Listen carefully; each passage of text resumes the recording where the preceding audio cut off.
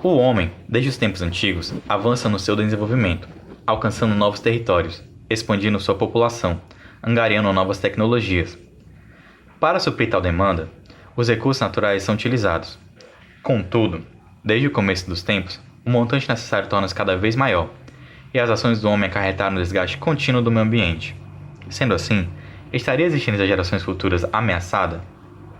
Eu sou Vinícius, da equipe 4, e neste vídeo abordaremos a sustentabilidade socioambiental e o crédito de carbono, elucidando alguns conceitos e observando suas aplicabilidades.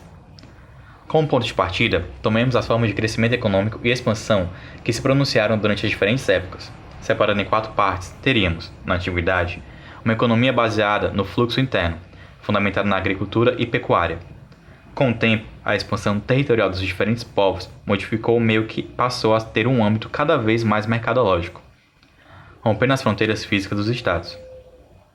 Caminhou-se então, com o avanço da ciência, para um meio desenvolvimentista altamente tecnológico, e com as viradas significativas da primeira e segunda revoluções industriais, a produção de bens, que antes era voltada para atender uma demanda específica, passou a poder aumentar em quantidade. Isto, dado ao fato do avanço das ciências médicas, propiciou que o indivíduo pudesse viver mais, tornando-se uma mão de obra mais duradoura.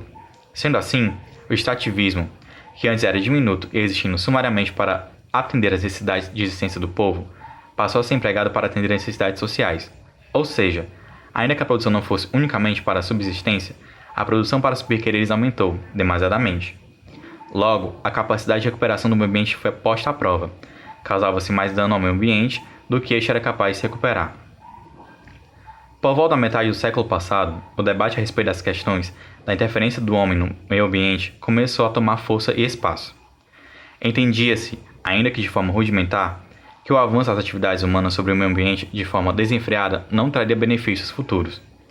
Alguns acontecimentos marcantes do século XX já fomentavam uma percepção mais cuidadosa sobre o efeito do homem no ambiente, como o Grande Nevoeiro de Londres de 1952, que chegou a matar 12 mil pessoas, formado a partir da queima excessiva de carvão durante o inverno daquele ano.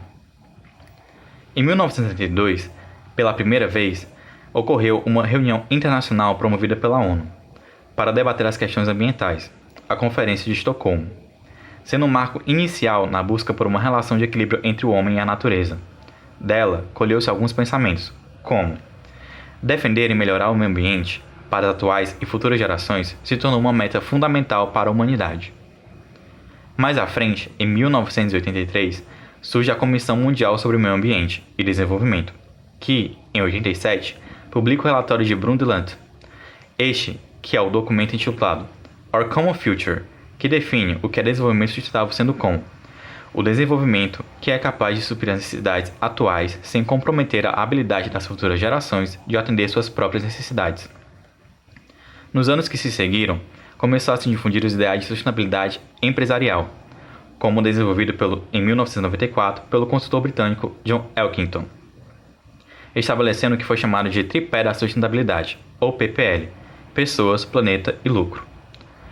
Considerando que para que uma empresa possa ser sustentável, ela precisa ser socialmente justa, ambientalmente responsável e financeiramente viável.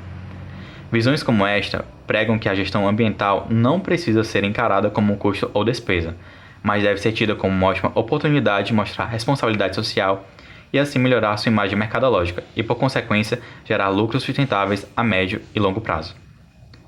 Além disso, algumas medidas de sustentabilidade prevêem a incorporação de ações sustentáveis, que aumentam a produtividade e a lucratividade das empresas e promovam a qualidade de vida dos cidadãos afetados, direta ou indiretamente, por sua atividade produtiva. Muitos desses processos focam na redução de desperdícios e gastos, através da implantação de inovações tecnológicas de utilização de resíduos e a redução de emissões de gases, contribuindo para o desenvolvimento financeiro das organizações. Em 1997, surge o Protocolo de Kyoto, um tratado das Nações Unidas sobre as mudanças climáticas, que definiu metas para a redução da emissão de gases do efeito estufa, GEE, para os 37 países desenvolvidos e a União Europeia. E, por fim, em 2015, com o Acordo de Paris, contando com a participação de 195 países, foi firmado o compromisso de manter o aumento da temperatura média da Terra em até 2 graus Celsius, em comparação ao período pré-revolução industrial. Voltando ao Tratado de Kyoto, de forma a auxiliar os países desenvolvidos a cumprir as metas de redução, foram estabelecidos mecanismos de flexibilização como o Mecanismo de Desenvolvimento Limpo, MDL, que proporciona aos países desenvolvidos a aquisição de créditos de carbono dos países em desenvolvimento, como o caso do Brasil, por meio das chamadas reduções certificadas de emissões, RCES. Mas afinal, o que são créditos de carbono? Desde o Protocolo de Kyoto, foi criado o comércio de emissões.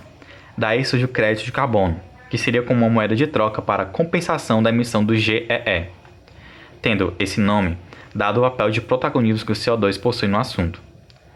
Um crédito de carbono equivale a 1 tonelada de dióxido de carbono não emitido, ou seja, empresas que acabam por reduzir suas emissões podem mensurar esta quantia e torná-la uma moeda de troca, capitalizando a questão. Assim, é importante destacar que o protocolo foi uma medida que possibilitou transformar os GEE em ativos econômicos. Como se estrutura o comércio de emissões?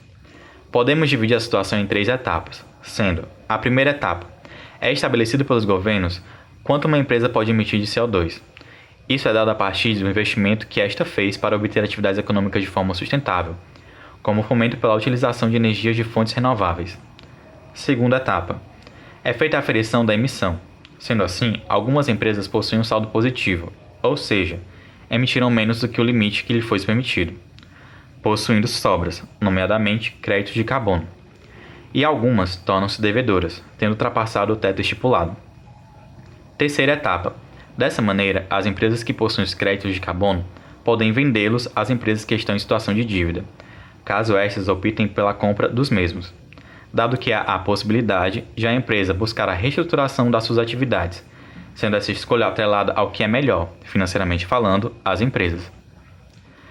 Paralelamente ao mercado de carbono estabelecido pelo Protocolo de Kyoto, desenvolveu-se um mercado voluntário de carbono, ou non-Kyoto, que em geral corresponde aos países que não assinaram o acordo internacional, como os Estados Unidos, e governos de estados que desenvolveram regras próprias de redução de emissões e comercialização de crédito de carbono, ou empresas que estabeleceram metas voluntárias de redução de emissões, para demonstrar a responsabilidade social empresarial.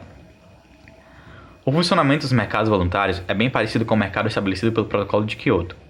Consiste basicamente em desenvolver-se em 2 eixos. O primeiro é em regimes conhecidos como Cap and Trade, limitar e negociar, registrados em bolsa de valores e envolvendo o comércio de permissão de emissões, ou seja, países que reduziram as emissões além de suas metas negociam a redução excedente no formato de permissões.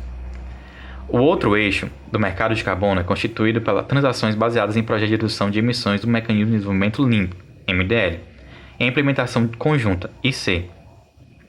Esses projetos realizam a redução e absorção de gases do efeito estufa, que são comercializados sem a necessidade de registro em bolsas, diretamente pelas instituições negociadoras. Em outras palavras, um mercado de balcão. Diferentemente do mercado institucionalizado pelo Protocolo de Kyoto, que apresenta algumas dificuldades burocráticas e técnicas, o que acaba por limitar a participação das pequenas e médias organizações dos mercados. Embora os mercados voluntários procurem atender as exigências técnicas do Protocolo de Kyoto, eles definem as metas de redução de emissão menos burocráticas e rigorosas, buscando em geral reforçar as estratégias de sustentabilidade e governança climática e valorizar suas marcas, diferenciar seus produtos e engajar stakeholders. Portanto, o impacto positivo dos projetos originalmente voluntários é mais perceptível, tornando a oferta personalizada e atrativa para os clientes. Por fim, como podemos observar, as medidas de sustentabilidade socioambiental estabelecem a criação e desenvolvimento de projetos que promovem importantes estudos sociais e ambientais, contribuindo para a sustentabilidade ambiental local, a partir da mitigação dos impactos ambientais, o desenvolvimento das condições de trabalho e geração líquida de empregos, capacitação e desenvolvimento tecnológico, desenvolvimento de inovações tecnológicas e transferência de tecnologia entre países e empresas, e ainda para a integração regional e articulação com outros setores, o desenvolvimento de projetos em conjunto com outras empresas favorecendo a criação dos postos de trabalho e a geração de renda, e ainda a integração das empresas com setores públicos, instituições ambientais e universidades. Aqui se encerra o vídeo da equipe 4. Agradecemos a sua visualização.